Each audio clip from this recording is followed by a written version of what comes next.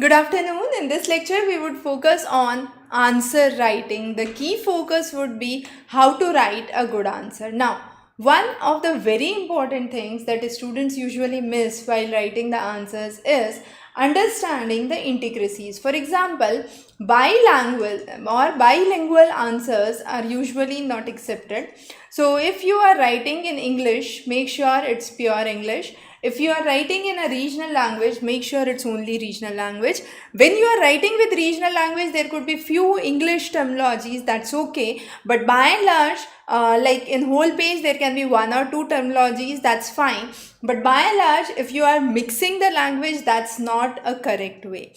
The second is, by any means, your personal identity should not be revealed in the answer sheet. If that is happening, probably your answer sheet would be disqualified. Another important thing, don't go by the conventional way of answer writing, which says you can write it as introduction, body and conclusion, what most of the students I hear and I check, they do so. Now this is not a good way of answer writing, I would recommend, because when you are writing your answers, it would depend on what is the requirement for the answer. Probably there is a question for, let's say, there is a question on theory, right? Now this theory would not require any basic introduction. You can simply have the assumptions of the theory directly, followed by the basis of the theory, followed by the advantages and the disadvantages of the theory. So there is no need for this introduction, body, conclusion format. Again, you can introduce the relevance of the theory in the present day scenario, or with respect to some other theory, you can compare it. Compare and contrast could be one of the ways through which you can bring in your answer into a more standardized format. Now, when I say do's, what is a good way? Writing, definitely, if it is good, definitely it would be a beneficial point.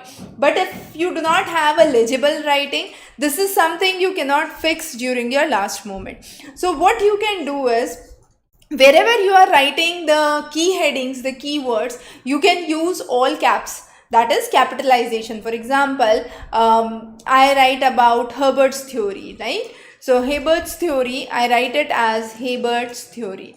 Now, when I am doing this, what happens? Rather than writing Herbert's theory, now here probably my writing is not that clear, but when I am writing it in all capital, my content and information becomes crystal clear. Similar thing when you are writing, make sure you write in points if you are not able to convey your point, your ideas and thoughts clearly. The next important topic I said is relevance. I cite a very good example. Today's morning class, we had a class on the key topics from the Independence Day speech. Now, when we talked about key topics, we focused on 4 major topics from history that could be part of your expected questions this time. One of it was Rani Durgavati. Rani Durgavati's 500-year birth celebration would go on this year, and therefore this becomes an important topic. Now, historically, when we are talking about any independence movement, what you can do is, this becomes a contemporary topic in light of the question that is being asked, and that is what you can introduce in your answer. So your answer, how you write it, is really important, and that would make a significant difference. I take another example. For example, you have a question related to agriculture and agricultural developments in India. Probably the idea of drone being given to women self-help groups, nearly 15,000 women self-help groups would be provided drones on a subsidized basis, and they would be given training for repairing the drones and related activity. Now this is a very important topic that can be actually substantiated in your answer while you are writing your mains answer. Again, one very important thing that you can do while you are writing your answer is bring certain facts and figures. Now I understand it's really difficult. It's easy to say bring facts and figures, but when you are actually writing your paper, it becomes difficult. How you can make it simple is again interesting. When you are going through your newspapers, when you are going through your daily editorial readings, you can actually have certain quick figures in mind. When I say facts and figures, these need not to be very elaborate. Like you need not to know about every state, every district, every union territory? No. The top 2 performing states or the bottom 2 performing states, the name of the top 2 performing states, the bottom 2 performing states would be sufficient. And even if you are incorporating that in your answer, you are definitely heading ahead of others. Another important thing is to practice your answers. Now, when I say practice your answers, what most students do is they actually find it difficult.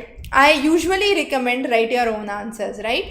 But if you don't have time at the last moment, what you can do is we do have the previous year papers which are solved for all the subjects which are available here. Now, these papers you can consider those as model answers first of all, and you can go through these. Now, when you are going through these, this should not limit your vision. Very, very important to note. You should have a vision that this is something which is provided to me. What is additional that I can bring on top of it? Let's say the subject is scientific, right? When the subject is scientific, let's say if you are appearing with physics, chemistry, maths, in these subjects, you simply solve the numerical. You solve the numerical, you get full points. But again, don't start directly with solving the numerical. Bring in a little introduction, at least 2 to 3 lines of theory before solving and committing to the question.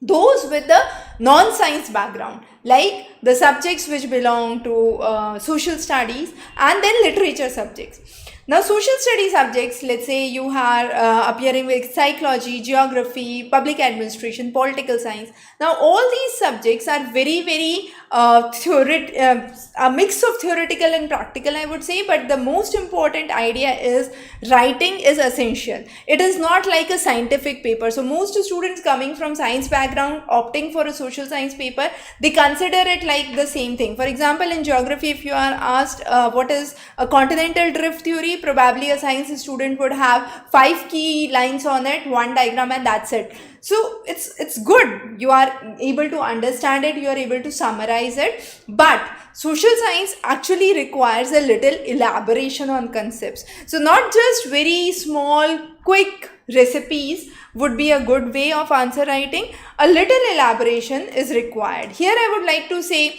let's say this is the answer sheet. Let me move to a clean sheet. Now let's say this is the answer sheet, right?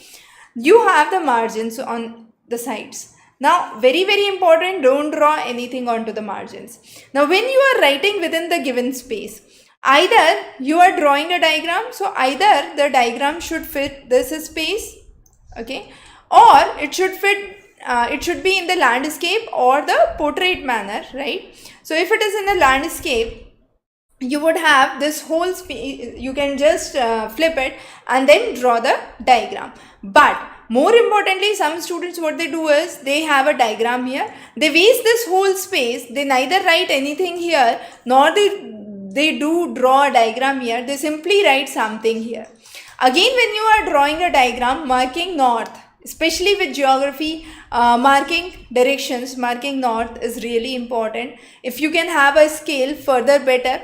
And accuracy of the diagram is really important when you are drawing. When I say accuracy, what do I mean by accuracy? Let's say you are drawing a map of India. It should have, if it is not a very clear depiction, it should be something closer to the map of India. It should not be exactly way apart from the real world map, right?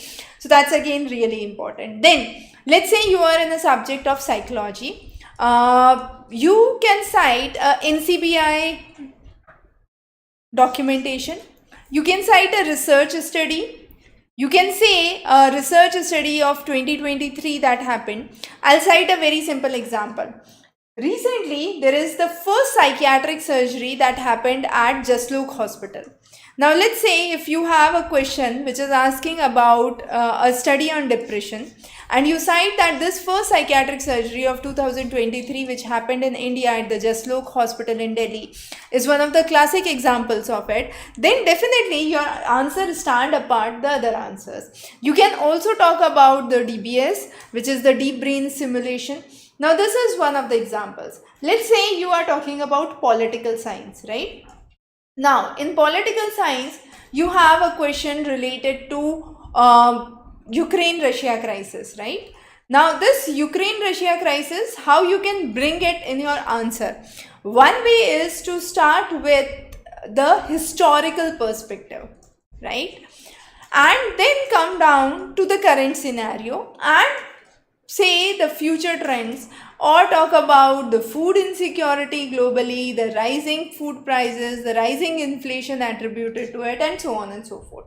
There can be excuse me, other way around of where rather than mentioning or starting with a historical perspective, you can actually bring in the current contemporary issue, the recent dam being blew, and this can be one of the ways you start your answer and say how this could lead to water insecurity in the region. It could affect the food production and the food insecurity. That's another way of writing. Hello, those who have joined, and if you have any questions, please feel free to post those in the comment section. As I proceed with the lecture, I'll take your questions and queries way forward. The next important thing, let's say you have a question related to ethics. Now this is a very important part of your GS.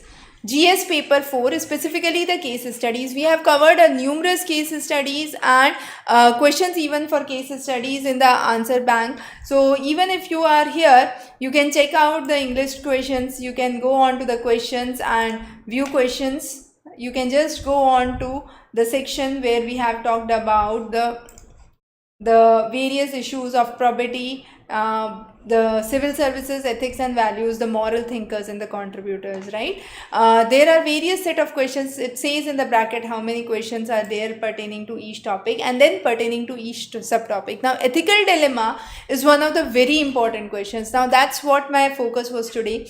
When you are answering questions related to ethics, you need to understand that what would be your point of view is one thing that you have to represent, but at the same time you have to understand the ethical and the moral implications of the same, right? So you have to mention the ethical and the moral implications. Sometimes your way of thinking could be very different from what ethically is correct. Now this would be a stage of dilemma.